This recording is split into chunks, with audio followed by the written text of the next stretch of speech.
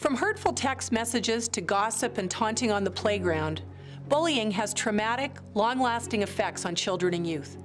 It's heartbreaking when a child is too afraid to go to class or attend practice because of the bullying that they've experienced. Bullying in any form is unacceptable anywhere, anytime. Thankfully, we're not powerless to prevent bullying. We can all make a difference.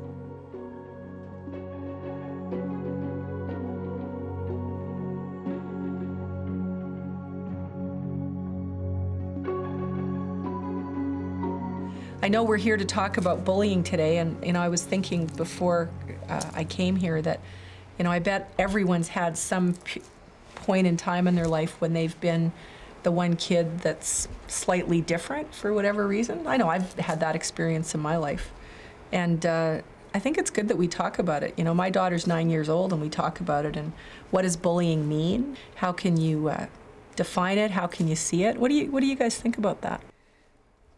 It's purposely trying to make somebody feel bad about themselves or bring them down somehow. Mm-hmm. Do you see a lot of cyberbullying happening? Yes. Absolutely. Yes. Do you think there's more cyberbullying happening than there is? Possibly. On the internet, it's like you have this shield between you and the person, so it's so much easier to just say whatever you want to them. I think we should ask our parents. They're the people that I trust, our friends, teachers. And now we have so much help, like we have the b-free website. The government is like, we can help other kids now. Yes. Mm-hmm. Lots of times there are, if you can't talk to your parents, or if you don't have anybody close to talk to, there are the school counselors or counselors, and there's groups and agencies around town and communities that you can go to and talk to. The person who sometimes ends up being bullied is the person who's just slightly different, right? They're not part of the crowd. So what do we do to help create an environment, I guess, where those people know that they can be unique and that that's okay?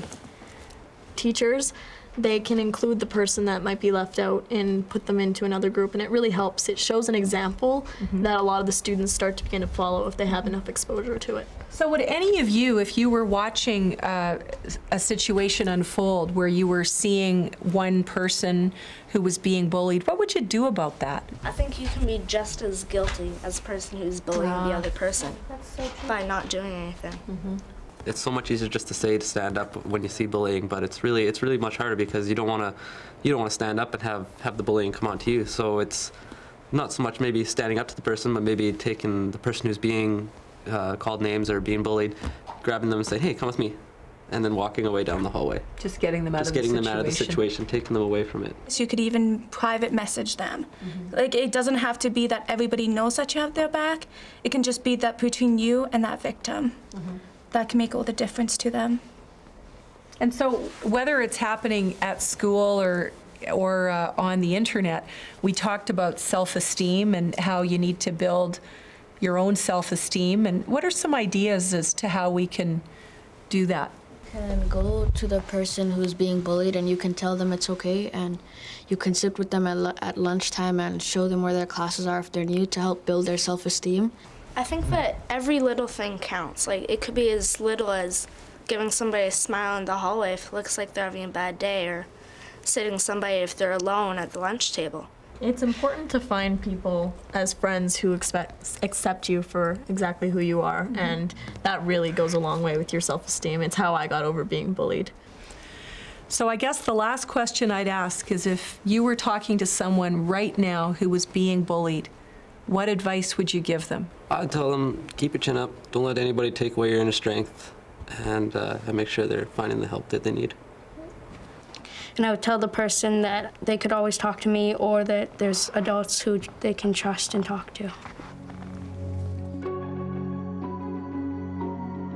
Learn how you too can help prevent bullying in your community. Phone the toll-free Bullying Helpline or visit bullyfreealberta.ca. Together, we can create a more caring, respectful, safe, and welcoming society and province, and help make it better for our children.